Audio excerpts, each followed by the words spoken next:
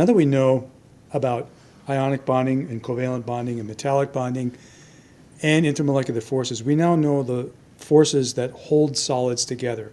In this video, we're going to spend some time thinking about the different types of solids that exist and why they're different from each other in their properties, why that's explainable by the types of forces that exist in holding them together. First, let's look at ionic solids. We know that whatever the lattice structure is, whether it's face-centered cubic or body-centered cubic or simple cubic, that ions are the particles that are at the lattice sites. And then there are smaller ions that are settling into the interstitial sites. These particles are held together by ionic bonds. An example of this might be sodium chloride that could look like this. The sodiums are smaller. Those are like the purple spheres, and the chlorines are larger. Those are at the lattice sites. The chlorines are in the interstitial sites. And what holds them together is just their natural attraction that they have for each other, because the sodiums are positive, the chlorines are negative.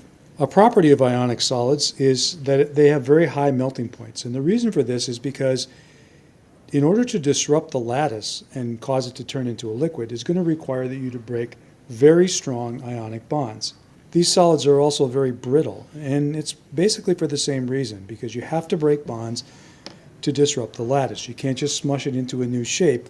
As soon as you get positive next to positive and negative next to negative, the crystal is just going to pop apart. And that is going to require a considerable amount of force to do that because of the strong ionic bonds that hold it together. So these things are going to shatter rather than changing shape. They are non-conducting as a solid. Even though the particles are electrically charged, they don't have the ability to move when they're in the solid state. And since electrical current is the movement of charged particles, that can't happen in a solid. However, if you melt an ionic solid and turn it into a liquid, or dissolve it in a solvent like water, then the charged particles move away from each other and have the ability to move. And when that happens, electrical current is taking place. So in this illustration here, we see sodiums and chlorines that have been separated from each other, and they're out in this pool. They get surrounded by water molecules that make a kind of a shield so the crystal can't get back together. And now if you put a big positive over here, these negatively charged ions are going to move that direction. And if this is a negative charge and you have positively charged separate ions, they're going to migrate in that direction. Kind of like this. If you have melted sodium chloride, the sodiums are going to move towards the negative charged side, and the chlorines are going to move towards the positive charged side. And then they'll collect together, and you'll get sodium metal, and you get chlorine gas. Molecular solids at the lattice sites contain molecules. These are held together by intermolecular forces. So dispersion forces, dipole-dipole interactions, hydrogen bonding, whatever is the forces that are available for those particular molecules, that's what holds the whole structure together. The properties tend to be predicted by those weak intermolecular forces. They have low melting points because disrupting the lattice requires only that you break relatively weak intermolecular forces. Remember, intermolecular forces are about 600 times weaker than an ionic bond, so these are going to have very low melting points compared with ionic solids. Unlike brittle ionic solids, molecular solids tend to be soft. And it's for the same reason. It's because to disrupt the lattice and form it into a different shape requires you only to break weak intermolecular forces. In terms of electroconductivity, these things never conduct as a solid, a liquid, or a solution. And the reason for that is because the particles are not charged. So if you take water and melt it, turn it into a liquid, it's still just water molecules. And these individual water molecules are not going to respond to a plus or a minus because they're just neutral. Another type of solid is called a covalent network solid. What we have at the lattice sites here are non-metal atoms, like maybe carbon or silicon. These particles are held together by covalent bonds. Now, covalent bonds are not intermolecular forces. They're actually quite strong. And so that helps dictate the properties of covalent network solids. They tend to have extremely high melting points. And for the same reason as ionic solids have high melting points, it's because disrupting the lattice requires you to break up these very strong covalent bonds. And they're brittle for the same reason that ionic solids are brittle. You have to break bonds, and the bonds are very strong, so you have to impact them with a very large amount of force to cause them to break up, and they're just not going to conform to some new shape. They will just shatter. They are non-conducting as a solid or as a liquid or as a solution, typically, and that's because the bonds are localized.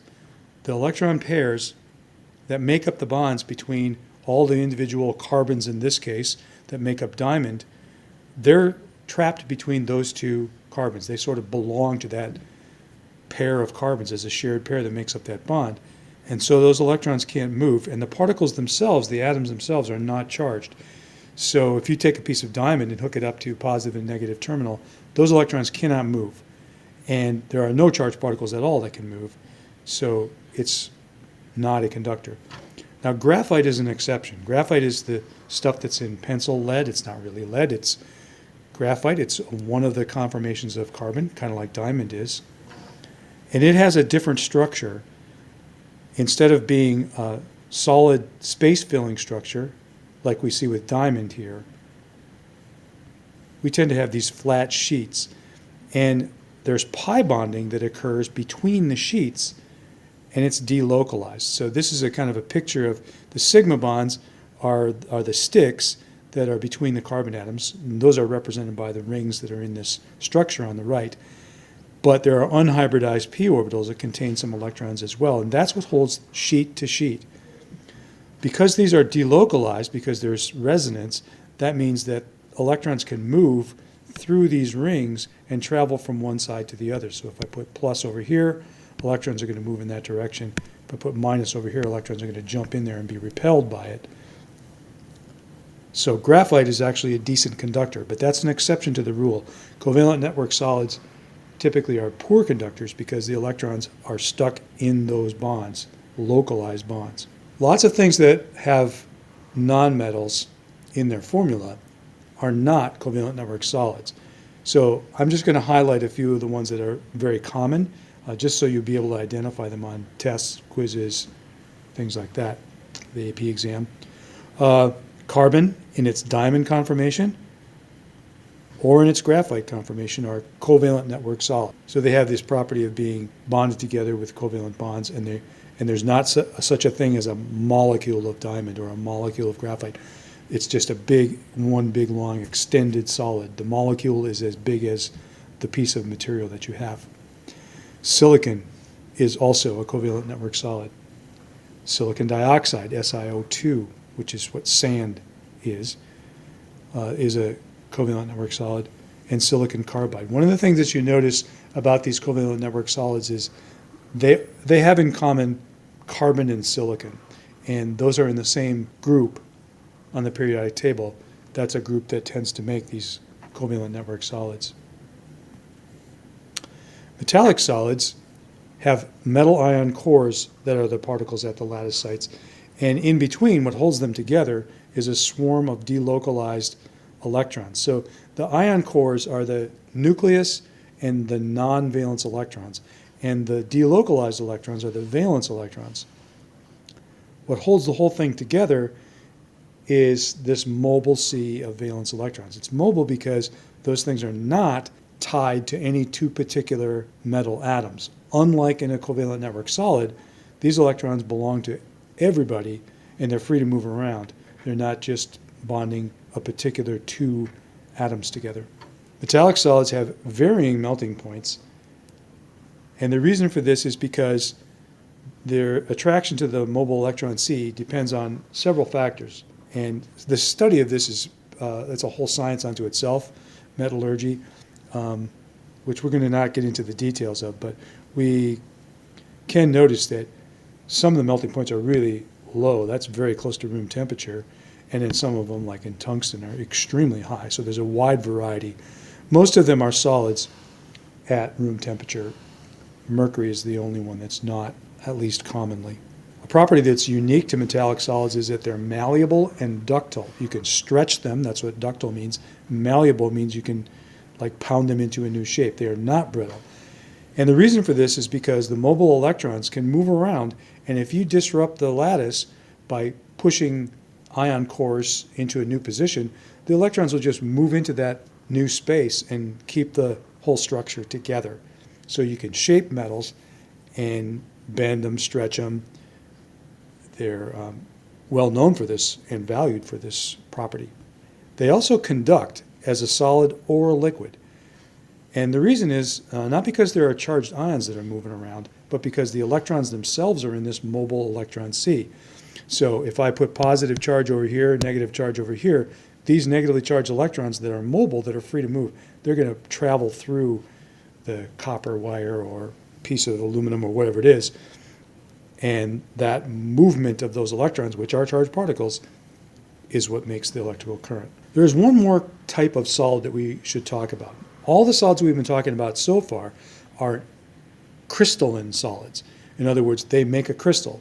They form that lattice structure, face-centered cubic, body-centered cubic, whatever it is. And as you cool them down, there's a distinct transformation from liquid to solid. Looks like this. This is a liquid. You're cooling it down. It super cools a little bit, and then it comes up to some flat spot on that temperature curve. And that is the phase change. So during that time where this flat spot occurs, energy is being removed from the crystal, but the temperature is not going down, because what we're doing is we're changing the internal energy of the structure by changing its phase from liquid to solid. And then once it's all solid, then the temperature can begin to go back down. So there's a distinct flat spot where it's definitely changing from liquid into solid. But these non-crystalline solids, when you cool them down, they don't work the same way. There's no distinct spot where they have transformed from liquid into solid. It just sort of gradually gets cooler and cooler and cooler as the energy is removed. The reason for this is because these non-crystalline solids have particles that are too large and too complex to get into position so that they can form that lattice structure. And so they never actually really become solids. These things are called amorphous solids. A means not, morph means form, so they're like not formed solids. They also go by some other names. They're called glasses sometimes, because glass is a amorphous solid. So is like some kinds of candy, like a Jolly Rancher is an example of an amorphous solid. They're also sometimes called supercooled liquids, because that's literally what they are. They just never reach the solid state, because before they reach their crystal lattice positions, they just don't have enough energy to keep moving. And so they become a solid-like substance that's actually not really a solid.